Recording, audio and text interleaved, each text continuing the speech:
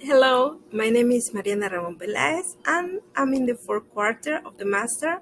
Today I'm going to talk about the activities we have in the subject assessment and testing in the classroom. The first activity was a forum in which we have to answer three questions. The first question was, how important are assessment in classroom settings? Well, evaluation is a very important part of the classes because from the results of evaluations we can see if we continue with the same plan or we need to change something. The second question was, what kind of assessments are used the most in classroom settings? Well, both assessments are important, formal and informal. At the end of the course, we need to deliver the grades to the SEP, so that's when we use formal assessment.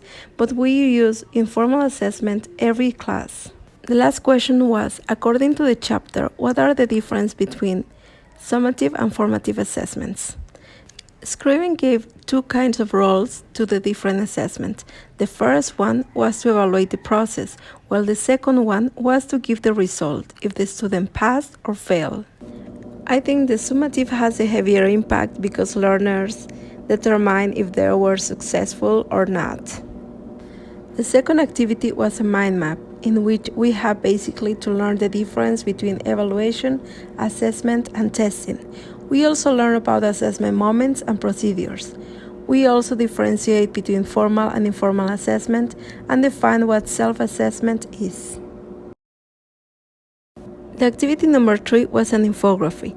We studied the classification of formal assessment according to its purpose.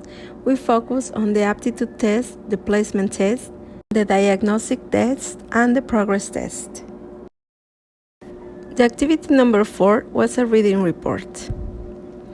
The most relevant was the types of tests and their characteristics. We learned about the achievement test and the proficiency test, and we saw some examples.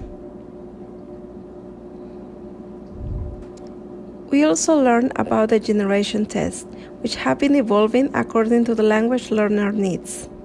The first generation was related to grammar translation approach, and it was basically questions such as compositions, translation, and questions out of context. The second generation was measured by one item, but they were really long, and they have no connection. The third and last generation measures both the knowledge of the language and the ability to implement the language in the communicative language use.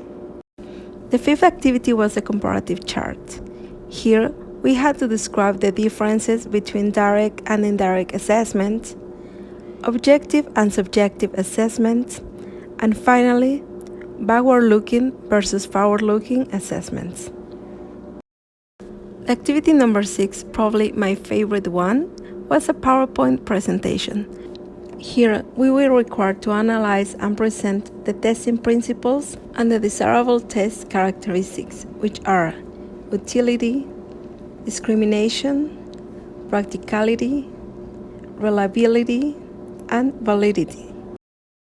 The last activity, activity number 7, was a reflection about evaluation techniques, formal and informal assessment, and some proposals for evaluating the 4 skills. Finally, this is what I learned in this subject. I learned about the difference between evaluation, testing, and assessment. I learned about the type of test, about the test generation, and the testing principles. I really enjoyed the activities. I think they were different and creative. I am happy with what I learned, and I know that this will help for my classes, and of course, this will be useful when I have to evaluate my students. Thanks for watching.